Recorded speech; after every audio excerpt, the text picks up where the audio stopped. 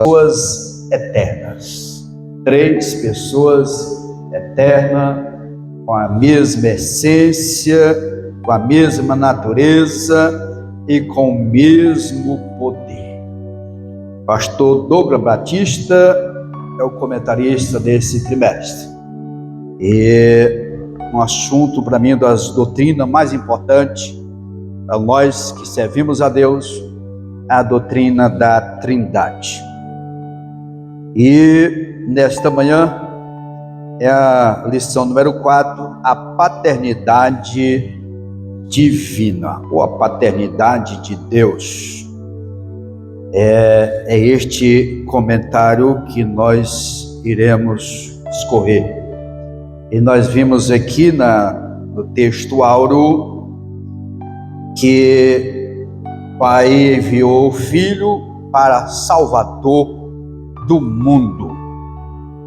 Este versículo, ele resume a essência da paternidade divina, destacando o amor do Pai ao enviar seu Filho para nos redimir e nos reconciliar com Ele. Então, a primeira coisa que nós precisamos entender é que Deus, Ele é Pai. Ele é o nosso Pai. Você pode dizer nesta manhã, o Senhor Deus é o nosso Pai. E é um Pai presente. É um Pai que cuida. É um Pai provedor. Mas também Ele é um Pai que corrige. Até porque a Bíblia deixa bem clara que Ele corrige porque Ele nos ama. Nós pertencemos à família de Deus. Primeira coisa que eu quero nesta manhã é nos conscientizarmos de que somos filhos de Deus. Efésios 2,19 diz assim: já não sois estrangeiro e nem forasteiro, mas concidadão dos santos e da família de Deus. Nós pertencemos à família de Deus, desse Pai, que demonstrou este amor para conosco. Nós vamos ver no decorrer da lição que nós ainda pecadores, mas Ele provou este amor enviando o seu Filho unigênito. Esse Pai que cuida. Eu falei que é um Pai amoroso, que Ele trata com amor, mas também Ele nos corrige. E aqui Hebreus 12:6 diz: porque o Senhor corrige o que ama e açoita qualquer que recebe por filho. Se suportais a correção, Deus vos trata como filhos, porque que filho há a quem um pai não corrige? Então, Ele nos corrige porque Ele nos ama. Um corrige de uma maneira, outro de outro, mas todavia Ele nos corrige. Às vezes Ele corrige fechando uma porta, ou vem uma situação adversa, mas é porque Ele nos ama. E nós precisamos aceitar a correção dEle. Nós não podemos ser aqueles filhos mimados como Adonias. Adonias, filho de Davi. A Bíblia fala algo assim interessante, e a gente falando da paternidade, em 2 Reis 1:6 diz assim: e nunca seu pai o tinha contrariado, dizendo, por que fizeste assim? E era ele também muito formoso, aparência, e Agagite tiver depois de Absalão. Então era um filho tão mimado, que nunca o pai tinha contrariado ele. É aquele filho que tudo que o pai pede, ele dá. E nem sempre podemos atender, porque Deus também Deus não vai nos atender como filho. Podemos até pedir, mas Ele vai ver se aquilo é bom para nós ou não.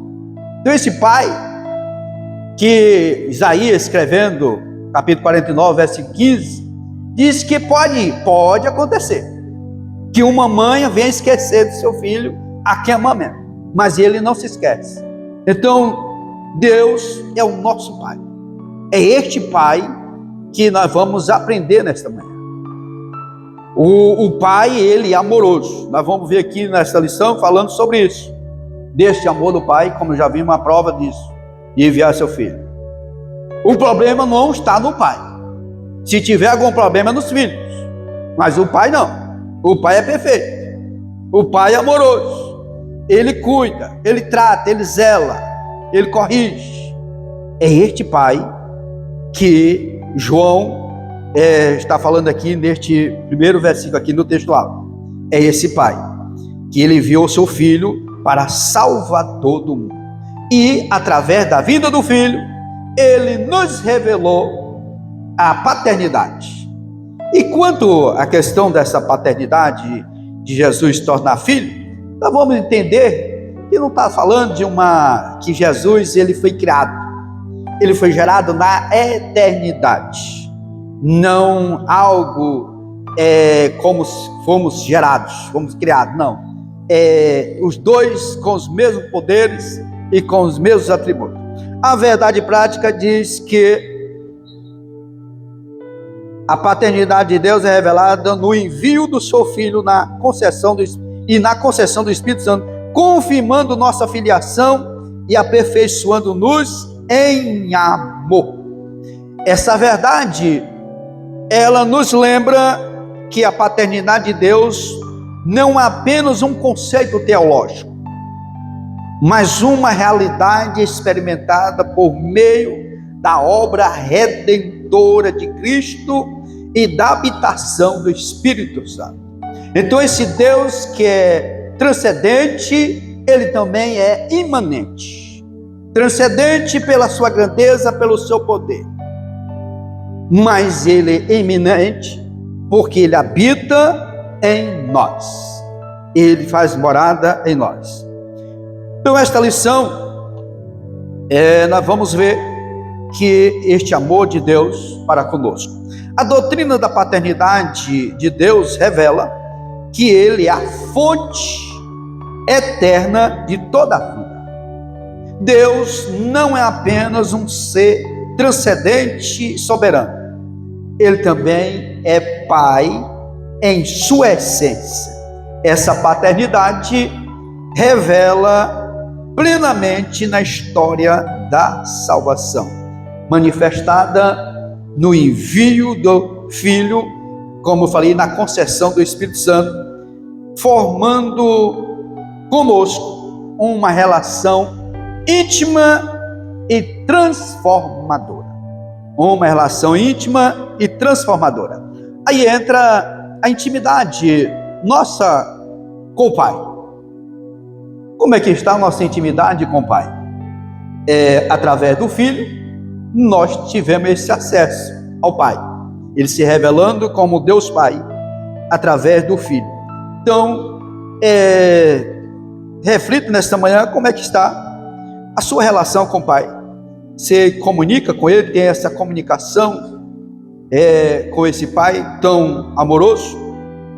Então, a lição, nós vamos estar aqui vendo esses 3 pontos, como diz aqui o objetivo da lição. Primeiro, compreender que a paternidade de Deus, ela é eterna e é inseparável de sua natureza. Segundo, reconhecer que confessar a Cristo como Filho é evidência de filiação divina. E o terceiro e último diz aplicar os princípios do amor do Pai com base para a vida cristã. Primeiro ponto diz assim: a revelação da paternidade do Pai. E fiz alguma observação aqui, que essa primeiro ponto aqui, a revelação divina revelada aqui do Pai, da paternidade, Essa definição de paternidade, ela tem alguns conceitos. Primeiro diz assim, a paternidade, ela é um atributo da primeira pessoa na Trindade, que opera por meio do Filho e do Espírito Santo. Então aqui ele trabalha em harmonia, três trabalhando neste propósito, porque diz um só Deus e Pai de todos. Deus não tem filhos prediletos, Deus não tem filhos queridinhos, todos nós somos filhos de Deus. Que ao ver diz assim, eu sou mais chegado de Deus, sou mais querido. Não, Deus nos ama todos. E aqui, Paulo escrevendo aos Efésios fala isso. E por todos e em todos vós. Então o Pai, ele é a fonte de tudo. Ele é soberano. Ele, pela sua soberania, então ele, como para nós dizer assim, ele é um princípio sem princípio. Ou seja, porque é eterno, não teve início, não teve começo. Por isso que é um princípio sem princípio. Ele não é gerado, mas é aquele que gera o Filho, e de quem o Filho, junto com o Filho, procede o Espírito Santo. Essa paternidade, ela não tem também começo. Ele foi, os três têm o mesmo poder e a mesma essência. Jesus não foi criado,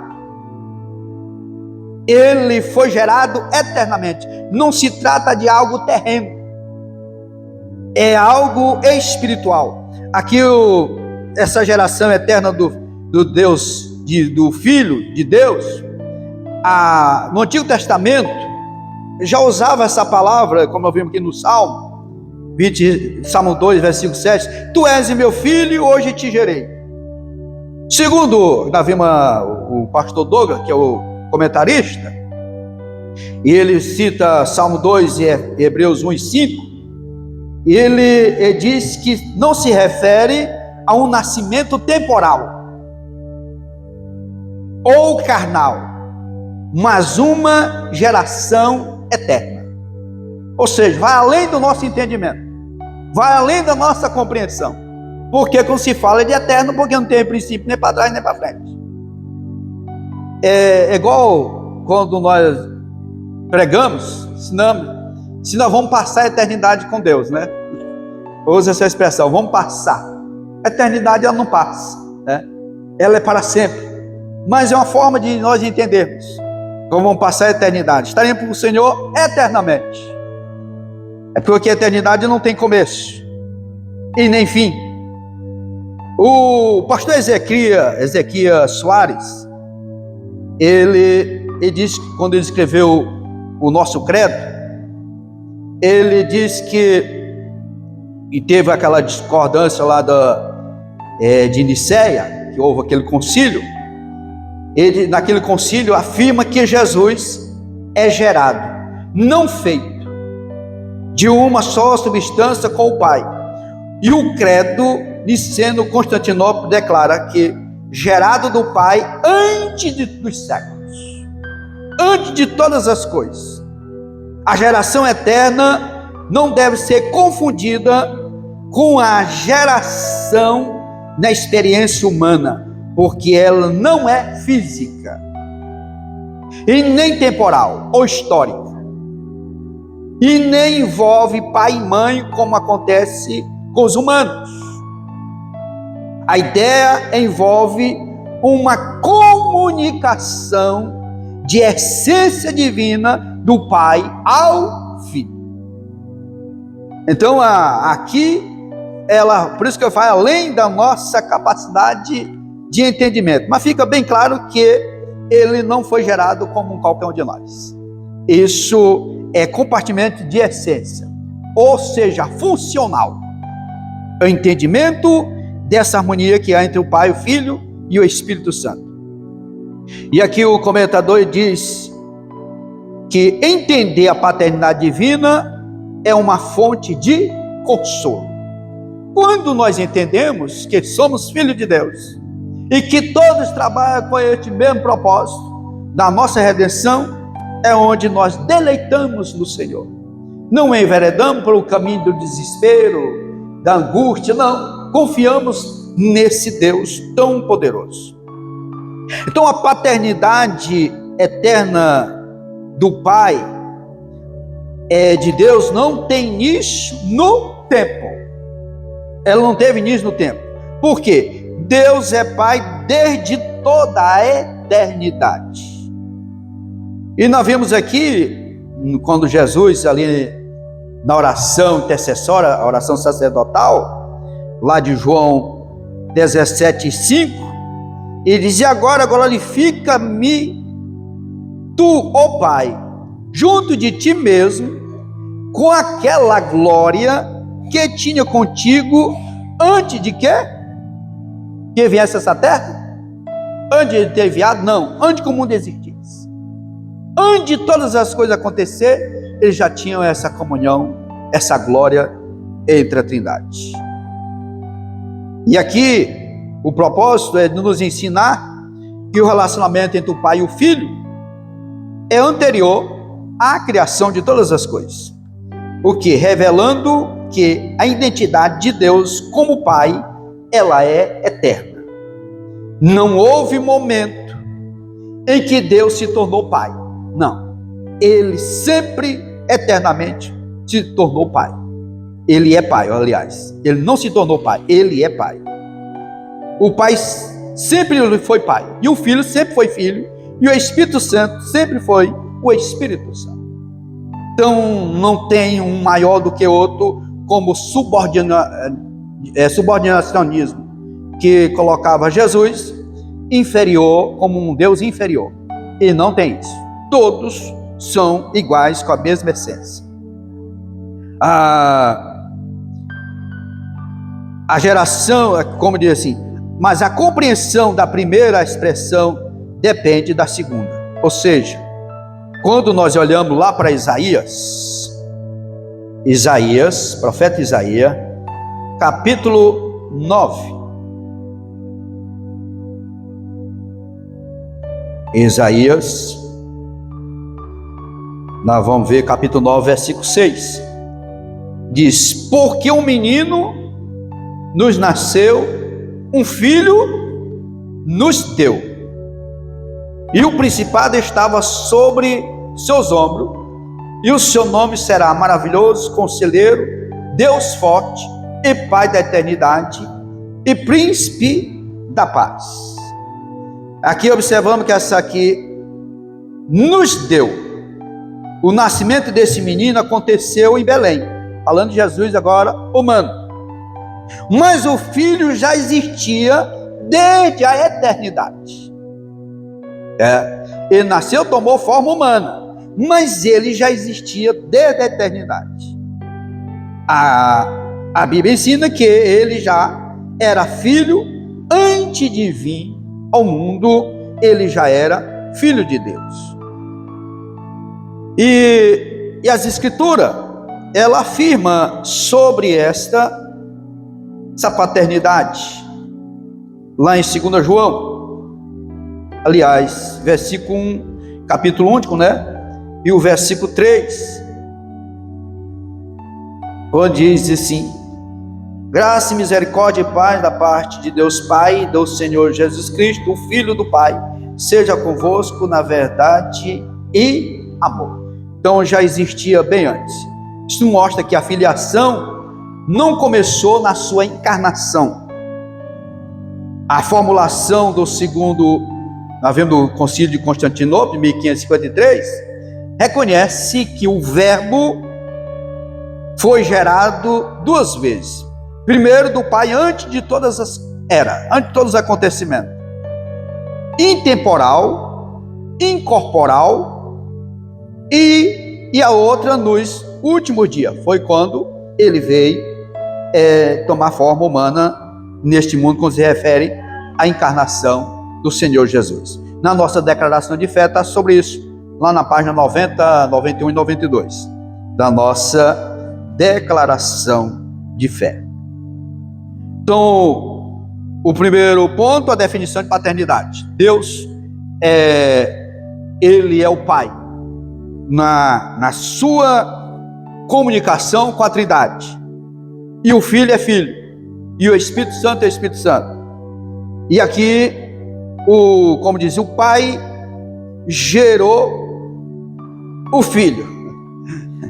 Aí diz assim, a geração do Filho, guarde muito bem isso, não implica criação. Não estamos falando de criação. Por quê? Por que não é criação? Porque ele sempre existiu. Sempre ele existiu. Sempre foi eterno. Como ele assim, ele sempre existiu com o Pai, com a mesma essência. Com a mesma essência, com a mesma natureza, com os mesmos atributos. Ele existe com a mesma essência. Porque como o Pai tem a vida em si mesmo, o que acontece com o Filho? Também ele tem. Lá no Evangelho segundo João escreveu, 5,26, diz isso, ó. Tá aqui, porque como o Pai tem a vida em si mesmo, assim deu também o Filho o ter a vida em si mesmo. Então a essência, elas são iguais. O que significa? Que o Pai não recebeu vida de ninguém. Ele é autoexistente. O Filho gerado pelo Pai também, ele é autoexistente. Não é algo que foi criado. Ele foi gerado com a mesma essência. Implica dizer que o Filho não foi criado, mas eternamente gerado. O Filho, assim como o Pai, possui vida em si mesmo, isto é, compartilha da mesma natureza divina. Aqui vemos essa autenticidade, né, do Pai, da paternidade com o Filho. Então, esse relacionamento que há entre o Filho e o Pai, anterior à criação. Então, esse primeiro ponto, ele fala, e o quarto diz, e o Pai nos concede agora, quem? O Espírito Santo. Vimos que a maneira como ele age como Pai, enviando o Filho foi gerado não como um de nós, porque ele é eternamente gerado, tem a mesma essência, todos são autoexistentes. Não tem um maior do que o outro e um com cima do outro, não. Todos trabalham no mesmo propósito. Então o Pai concede o Espírito Santo, que tem origem no Pai, mas de modo distinto. Ele procede do Pai e é enviado pelo Filho. Saber que o Espírito Santo procede do Pai e do Filho é muito mais do que um detalhe teológico. É uma fonte poderosa de segurança para a nossa vida cristã. É porque o Espírito Santo, ele também é Deus. Ele é Deus. Essa segurança de nós sabermos que a Trindade, ela habita em nós e trabalha em harmonia para o bem-estar da sua igreja. Nós vimos lá na revelação de Pedro a Ananias, Lucas registra isso, falando porque tinha mentido a Deus, e enviando para estar conosco, para quando? Para sempre. O Espírito Santo hoje ele faz esse papel, nós vimos nas lições anteriores. Ele é o nosso Consolador. Jesus disse que enviaria outro Consolador. Então ele enviou o Espírito Santo, que nós chamamos a dispensação da graça, mas podemos chamar de dispensação do Espírito Santo, que ele trabalha para a edificação da igreja e estará conosco.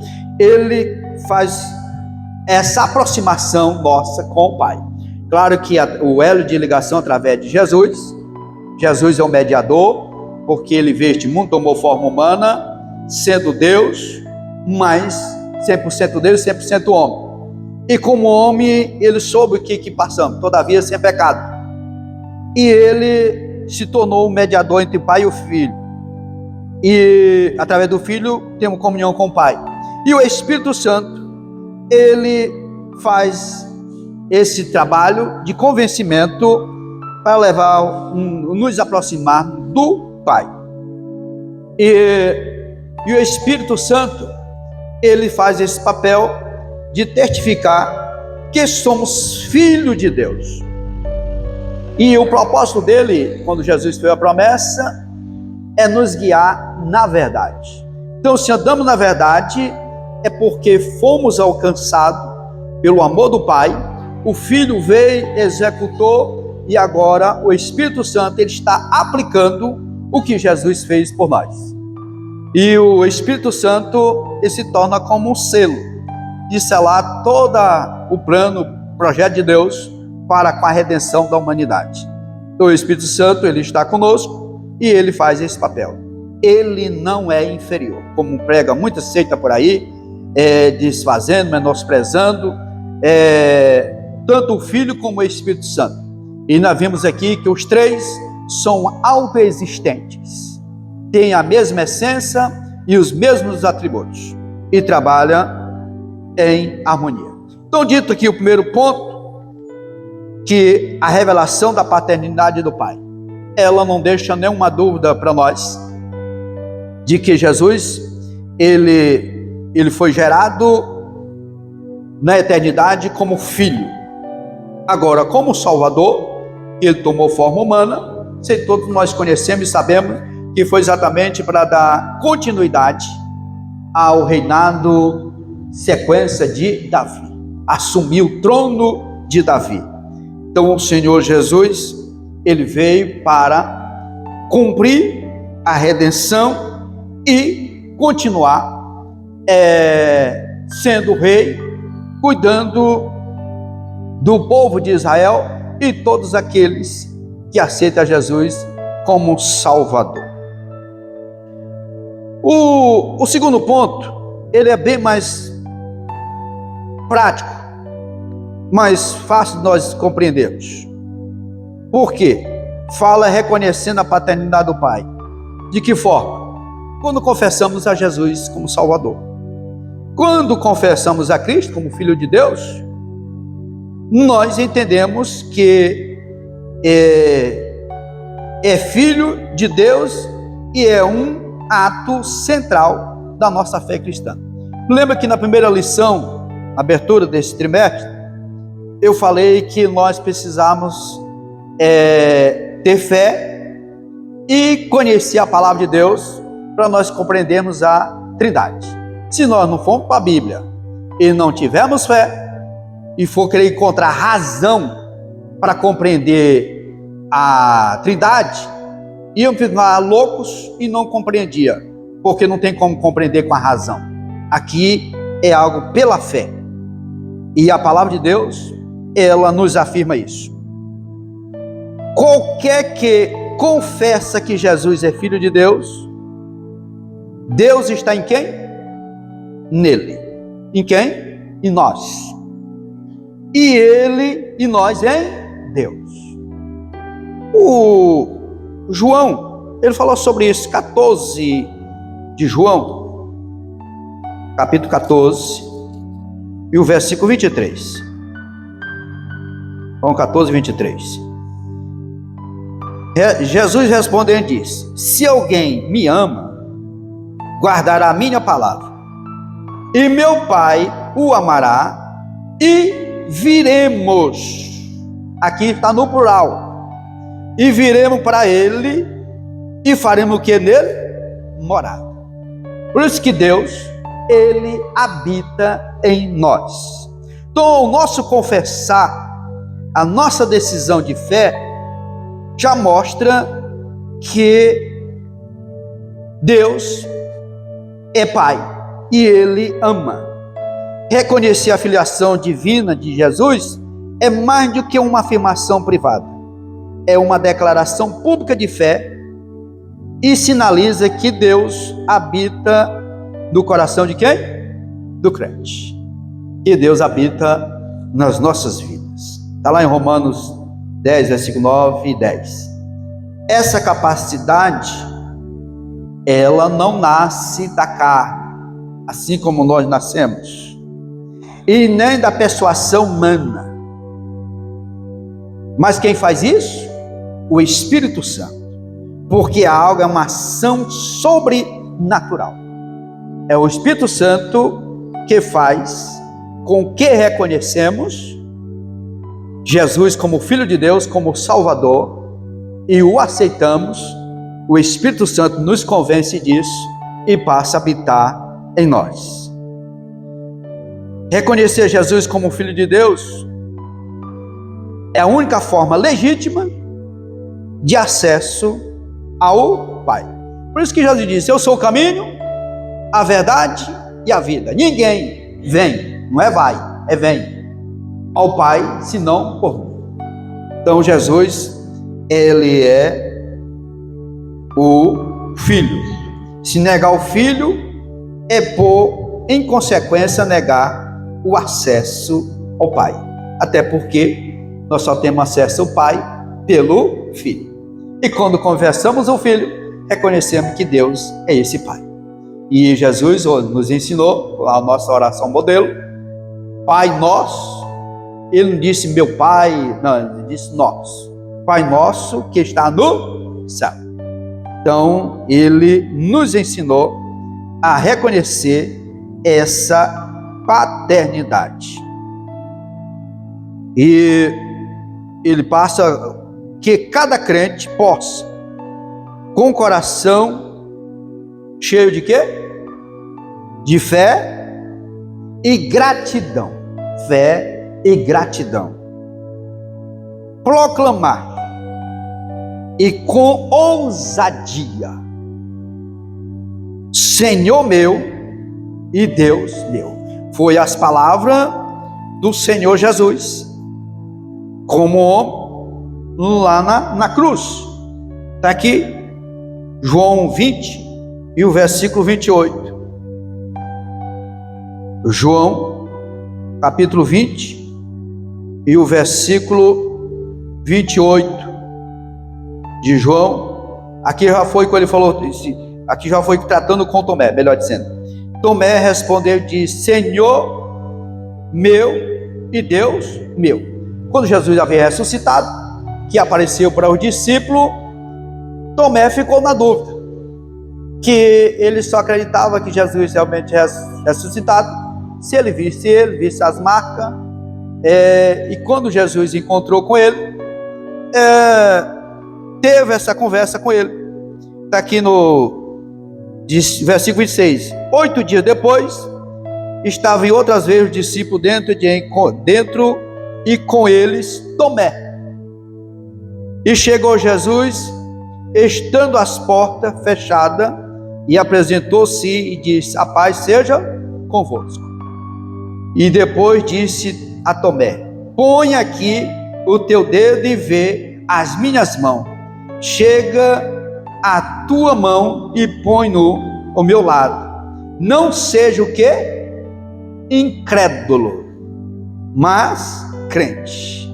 Então, quando ele viu isso, Tomé, ele se expressou desta maneira, quando ele disse: Deus, Senhor meu e Deus meu.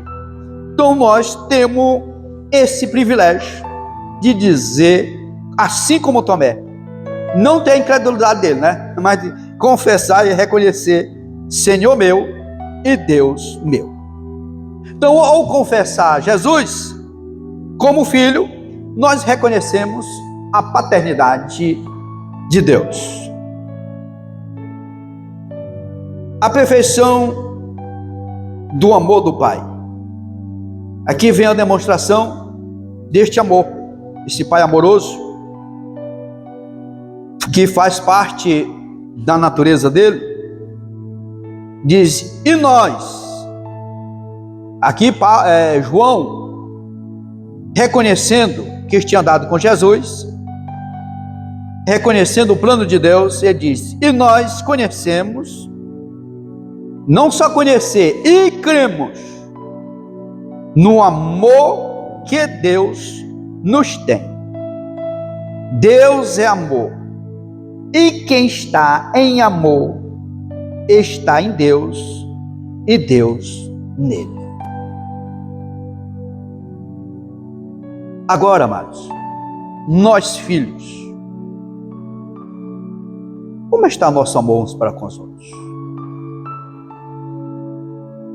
Porque este amor para com Deus, ele também é demonstrado na prática, entre nós aqui, na terra. Está voltando amor entre a humanidade? Às vezes, falamos muito nesse sentimento do amor, mas na prática não exercitamos, porque este amor diz que o amor do Pai, ele é sacrificial. Sacrificial. De que forma? Demonstrado quando ele enviou seu filho. É o textuário da Bíblia, né? João 3,16. Porque Deus amou o mundo de tal maneira que deu seu Filho unigênito, para que todo aquele nele crê não pereça, mas tenha a vida eterna. Então, com amor de sacrifício. E através deste amor de sacrifício, e por este amor, ele nos adotou. E fomos aceitos por ele. De que forma? Com todos os direitos legítimos de um filho. Porque você, quando se adota um filho, que você registra ele tem os mesmos direitos do que os biológicos. Filho biológico. Ele vai passar a ter os mesmos direitos. Então este amor, ele nos alcançou. Fomos alcançados por este amor, fomos aceitos. E nos deu direito de filhos legítimos. Está lá em 1 João 3:1. Este amor, ele é inquebrável. Ele não se quebra. Quantos atos de amor já foi desfeito, mas esse aqui não. Ele não se quebra. Nenhum pode, ou qualquer circunstância, ele poderá nos separar deste amor. Agora, precisamos deixar bem claro que este amor, ele é pessoal e não apenas geral, mas é individual, ou seja, voltando para cada filho que crê.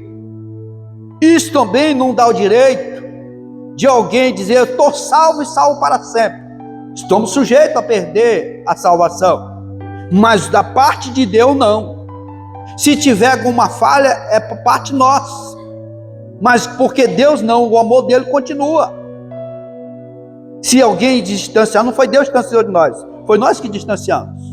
Porque a Bíblia de Paulo, escrevendo aos Romanos, diz que nada pode nos separar do amor de Deus.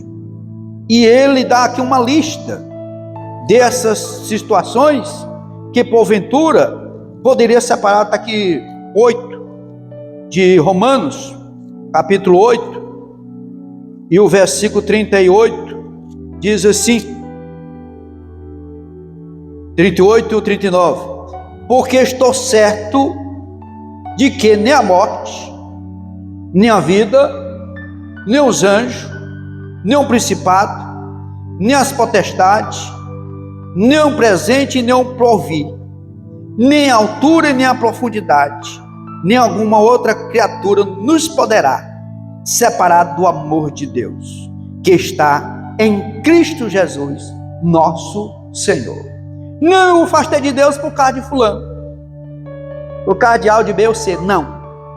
Nada pode nos separar do amor de Deus.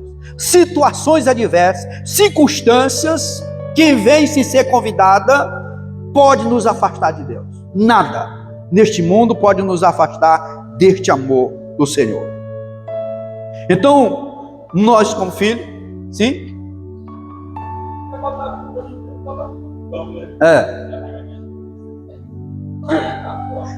É isso que lá em Lamentações diz que nós tínhamos que achar dos nossos próprios pecados, não de ninguém.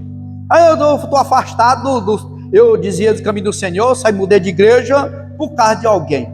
Não, nada pode nos separar do amor de Deus, esse amor de sacrifício, que Jesus veio a este mundo, tomando forma humana, entregando a sua vida, para que nós pudéssemos ter vida, fazendo-se pecador. Ele não tinha pecado, mas ele fez-se pecador por nós, para nos resgatar. Aí alguém vai colocar a culpa em outro, que Deus não me ama. Deus ama todos. Deus não me ama. Deus, Ele ama todos. Todos nós somos filhos de Deus. Aleluia.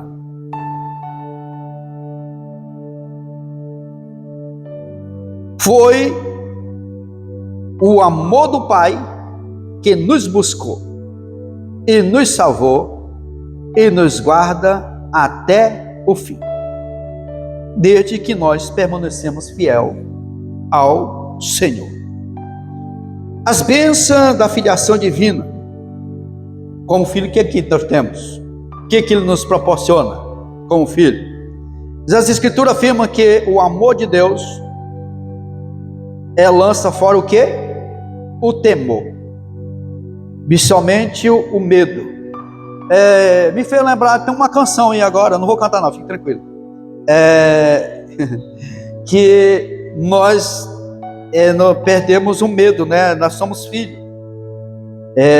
Somos filhos de Deus, né? O cantor Júnior, ele louva o Senhor com este hino. Nós não temos mais esse medo, que nós temos que ter medo do pecado. Esse aí nós precisamos ter o cuidado, constantemente. Mas não medo mais do juízo, porque nós temos essa confiança no Senhor, nos entregamos a Ele, andamos na presença dEle, temos comunhão com Ele, nós temos essa garantia, essa confiança, ela demonstrada pelo tamanho do amor de Deus para conosco. É por isso que nós deleitamos no Senhor, confiamos nele, perdemos este medo do juízo. Claro que precisamos deixar isso bem claro, porque nós temos esse acesso através do Filho ao Pai, e se mantivermos essa comunhão, não temos que andar com medo, descansamos no Senhor. E essa confiança estabelece a segurança da nossa condição como filho de Deus. O crente não é mais escravo do medo, não é isso? O hino fala isso. Não são mais escravos do medo. Ameaçado pelo castigo eterno. Não. Mas um filho livre, amado e aceito pelo Senhor. Aqui contrariamos o ensino calvinista, quando ele diz que salvo uma vez, salvo para sempre. A pessoa pode fazer o que bem quiser, mas ele está salvo. A Bíblia não dá esse respaldo. A Bíblia não diz isso. Nós precisamos permanecer fiel, porque corremos o risco de perder a salvação. Por isso, quando parte um ente querido que descansa no Senhor, nós usamos essa expressão: ele está no lugar melhor do que nós, não é isso? Ou seja, porque ele já venceu, não está mais sujeito ao pecado, ele não está mais sujeito à queda. Nós estamos sujeitos ainda. Que o Senhor tenha misericórdia de nós, nos sustente na sua destra e permanecermos firmes, porque corremos este risco. Mas sim que o Espírito Santo, habitando em nós, testemunha a nossa filiação, extinguindo o medo da condenação. Este Pai amoroso, que nós não temos que ter medo dele, nós temos que ter temor. Temor é diferente de medo. Temor é respeito, é honra, é reconhecimento de que Ele é esse Pai, é esse Senhor. Então nós deleitamos no Senhor. O verdadeiro amor aperfeiçoado em nós pelo Espírito. O que ele faz? Ele remove quem? O medo.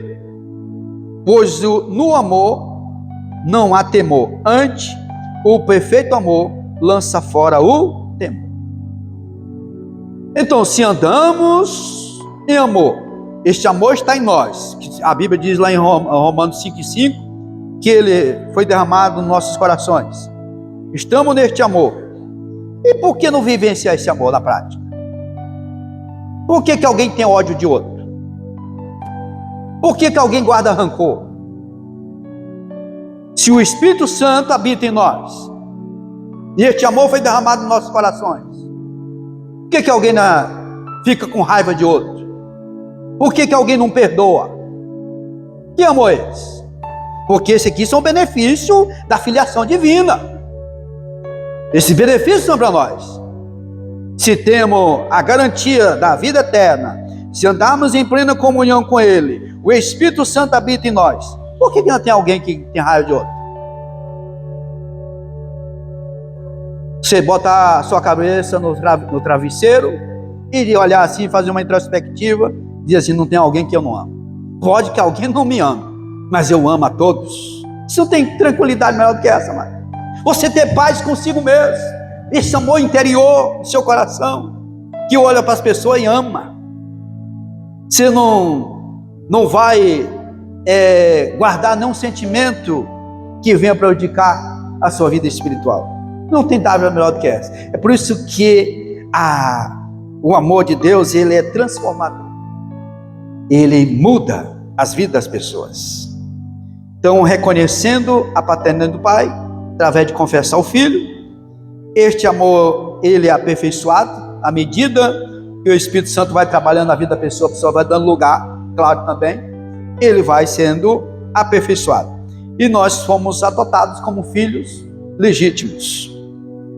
E aí vem o resultado das bênçãos da filiação. E o tempo está passando e o terceiro ponto diz o seguinte: a experiência do amor do Pai. Aqui é onde entra aquilo que eu comecei a falar agora há pouco. O amor, ele é aperfeiçoado. Aquilo que é aperfeiçoado é porque vem uma continuidade. É o velho versículo conhecido lá de Provérbios 4,18. A vereda do justo é como a luz da aurora que vai brilhando mais e mais até se tornar dia perfeito. Tanto aplicado como no processo da santificação, como também que do amor, né? O aperfeiçoamento do amor em nós é obra do Espírito. Guardar a palavra é o meio pelo qual o amor divino é amadurecido. Esse amadurecimento vem pela palavra e pelo Espírito Santo. Aí, quando vem o amadurecimento, vem o aperfeiçoamento do amor. Porque qualquer que guarda a sua palavra, o amor de Deus está nele verdadeiramente aperfeiçoado. Nisto conhecemos que estamos nele. Olha, quando João escreveu isso aqui, havia muitas seitas, confusão, falsos profetas. Naqueles dias, havia os gnósticos, o próprio lutando contra os próprios judeus, perseguindo os seus patrícios. E João vai e escreve essa epístola, na sua idade avançada, escrevendo ali na igreja de Éfeso, e falando, mostrando o outro lado da moeda. O que o plano da salvação, da redenção, ele nos proporciona. Enquanto estava lá os falsos profetas, ou dizendo para ninguém receber outro na casa dele, e aqui já vem João mostrando o outro lado. Isso, mas qualquer que guarda a sua palavra. Primeiro, a palavra. Se o amor de Deus está nele, verdadeiramente aperfeiçoado. E nisso conhecemos que estamos nele. Essa comunhão, cielo de comunhão. Então, essa obediência prática à palavra de Deus é que evidencia externa de um amor interno verdadeiro por Deus. Aqui é como fruto. o fruto ele vai aparecer na árvore. Aí você vai conhecer que árvore é aquela pelo fruto. E aqui, através da prática nossa, a palavra de Deus, obedecer ela, vai evidenciar aquilo que foi transformado interno, ele vai refletir o externo. Ele vai dizer quem somos nós no dia a dia. Quem somos nós em casa? Quem somos nós na sociedade? Quem somos nós quando estamos distante de alguém que não nos conhece? Aqui vai evidenciar a nossa vida. Não há amor genuíno a Deus sem compromisso concreto com a sua vontade revelada. Não adianta que aqui não é fala, é prática. Não adianta eu falar e não praticar. Vamos ver aqui, diz 1 João, capítulo 5, e o versículo 3. Porque este é o amor de Deus, que guardamos os seus mandamentos, e os seus mandamentos não são pesados. Por que não são pesados? Pelo poder do Espírito Santo trabalhando nas nossas vidas. Quando nos damos lugar a Ele, não se torna pesado.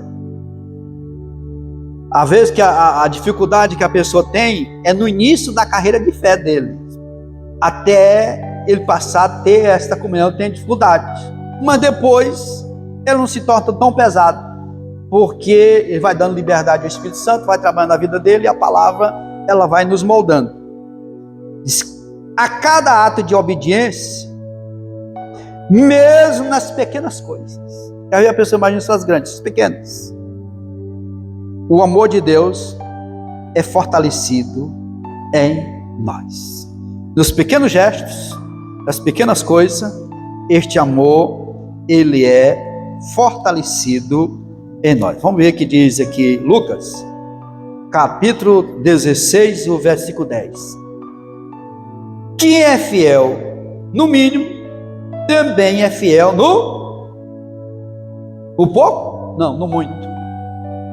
Quem é injusto no mínimo, também é injusto no muito. Então, é revelado. Quem é fiel no pouco, ele vai ser fiel no muito.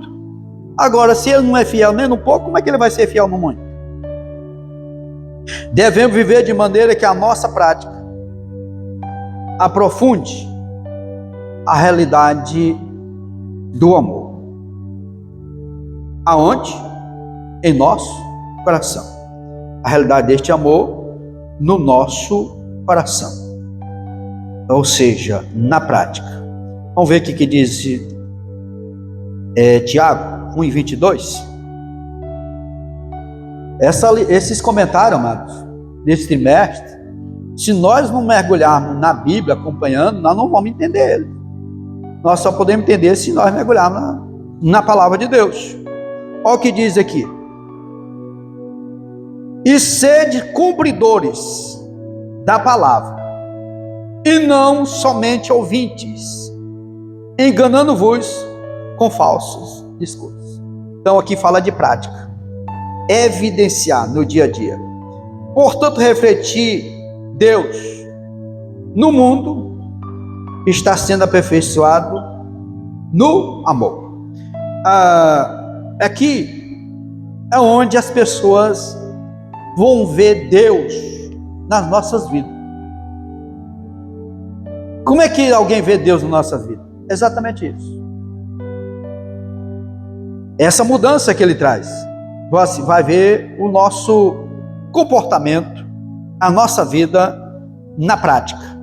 Está revelando o amor de Deus. Alguém que às vezes nos conheceu antes e hoje nos conhece e vê que houve uma transformação nas nossas vidas pelo poder do Senhor. Aqui foi quando Jesus ele falou do grande mandamento, que é amar a Deus, né? Amar o Senhor teu Deus de todo o teu coração, de toda a tua alma e de todo o teu pensamento. Este é o primeiro e é o grande mandamento. E o segundo, semelhante a este, amarás o teu próximo como quem? Como a ti mesmo. Agora, se a pessoa não tem amor próprio, como é que ela vai amar o próximo? Primeiro, precisamos nos amar, e este amor é refletir. Desses dois mandamentos depende toda a lei e os profetas. Jesus pega e resume nesses dois mandamentos: amar a Deus em primeiro lugar, esse é o grande mandamento. Mas o próximo, o segundo, é amar o próximo como a nós mesmos. Pastor, é difícil, mas não é impossível. Pode ser difícil, mas não é impossível. Quando o amor de Deus está derramado no nosso coração, nós não vamos ter dificuldade nisso. Se nós estamos sendo abastecidos por essa fonte que jorra nos nossos corações, nós não vamos ter dificuldade de amar o próximo. Nós vamos ver isso na prática. O amor é a marca dos filhos de Deus. Está aqui. O amor distingue o verdadeiro filho de Deus. O mundo conhece a Deus por meio de quem? Da manifestação do seu amor nos seus filhos. É evidência deste amor. Porque ninguém jamais viu Deus. Ninguém teve o privilégio de ver Deus. Moisés veio pelas costas, mas não foi ver Deus. E nós amamos uns aos outros. Deus está em nós e nós é perfeito o seu amor. O amor de Deus é perfeito em nós. Se o amor de Deus é perfeito em nós, nós também precisamos ser perfeitos. Claro que nessa vida não vamos chegar à perfeição. Estamos caminhando para ela. Mas podemos evidenciar este amor na prática. E até porque Jesus disse que os discípulos dele são conhecidos nessa prática do amor. Está lá em João 13, 34, 35. Quem ama de fato, revela que conhece a Deus. Logo, o amor torna real a presença de Deus àqueles que ainda não o conhecem. Então, a forma de nós alcançarmos vidas é evidenciando este amor na prática. Nosso dia a dia, nós estamos revelando quem é Deus. E as pessoas testificam. Eu conheci fulano tantos anos atrás. Ele mudou-se de um dia para outro, né? A linguagem da expressão é essa. O que foi isso? Foi a transformação do Evangelho. O Evangelho é transformador. Se eu não acreditar que o Evangelho transforma a vida, eu tenho que deixar de pregar o Evangelho. Eu tenho que deixar de anunciar a palavra de Deus. Porque ele é transformador. Quando ele encontra a guarida, a pessoa dá lugar, ele vai mudar as vidas das pessoas. Porque que nos chama a atenção nesse comentário é porque Deus, ele nos amou primeiro. O primeiro passo foi dado por Deus. Sempre a iniciativa é da parte de Deus. E aqui ele demonstrou este amor. A essência da vida cristã está fundamentada no fato de que Deus nos amou. Nós o amamos porque ele nos amou primeiro. A primeira demonstração de amor foi dele. Foi da parte dele. É que se indica que a salvação, a fé e a nossa capacidade de amar são resposta à iniciativa incondicional do amor divino. Deus, por isso que eu falei que Deus não tem prediletos. Deus não tem queridinho. Deus ama a todos, porque ele nos amou incondicionalmente. Cada um de nós sabe a vida que tínhamos antes de conhecer o Senhor Jesus. E ele nos amou mesmo assim. Foi incondicional o amor de Deus. E às vezes nós queremos colocar condição para amar alguém. Se Deus nos amou incondicionalmente. Em vista disso, fomos amados antes de qualquer mérito. Não é por mérito que nós tenhamos feito alguma coisa. Antes de qualquer movimento pessoal em direção a Deus. Nós estávamos mortos em nossos pecados e delitos. Mas ele nos amou. Fomos amados no pior estado possível. Qual é o estado? Em pecado. E recebido como os filhos em Jesus. Fomos recebidos, Romanos 5 e 8. Deus provou o seu amor para conosco, em que enviou Jesus Cristo, morreu por nós, sendo nós ainda pecadores. Esse é o amor incondicional de Deus. Esta verdade, ela sinaliza que somente pelo Espírito conseguimos amar a Deus e ao próximo e ao inimigo. Porque o amor foi derramado aonde? Vamos repetir esse versículo aqui, Romanos, para nós concluir. Já estamos chegando no final. 5:5 de Romanos diz assim: e a esperança não traz confusão, porquanto o amor de Deus está derramado em nosso coração pelo Espírito Santo que nos foi dado. De graça, amado. O que nos custou só foi a renúncia, mas toda a iniciativa, todo o processo partiu da parte de Deus. Deus Pai e a Trindade trabalhando nesse propósito, para que nós pudemos hoje ser o que somos, filho de Deus, e compartilhando deste amor. Antes da nossa redenção, para que isso acontecesse, houve o que, amados? Uma cruz sangrenta, preparada por amor. Preparada por amor. É quando Jesus mesmo, ele declara que ninguém tem maior amor do que este, de alguém da sua vida. Chamou nós de quê? De amigos. De dar sua vida pelos seus amigos. O Senhor deu a vida por nós. Então, quer de nós essa gratidão. Deste modo, espera-se que a postura cristã seja uma resposta agradecida a este amor imerecido. Não eram merecedores, mas Deus nos aprove a Deus ter nos amado com tão grande amor, quando Ele enviou seu Filho para morrer por nós. E Ele aqui declarando que não tem maior amigo, ninguém maior, amor maior do que este, de dar vida pelos seus amigos. E Jesus, Ele deu a vida por nós. E para nós concluirmos, encerrando aqui, quero fechar com 2 Coríntios, capítulo 5. Capítulo 5, versículo 14 e 15. Que diz: porque o amor de Cristo, o que Ele faz?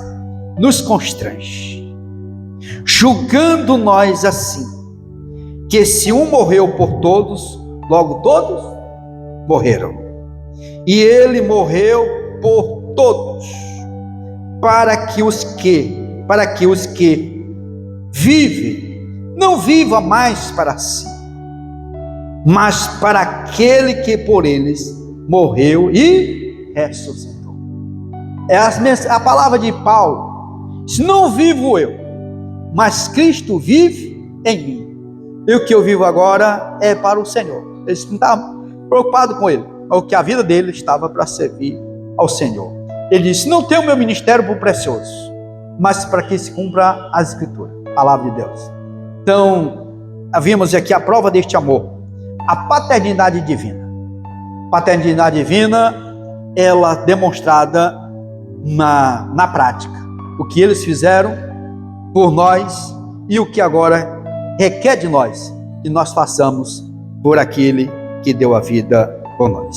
Amém, meus amados? Quero aqui agradecer a superintendência pela oportunidade e eu quero retornar aqui à superintendência.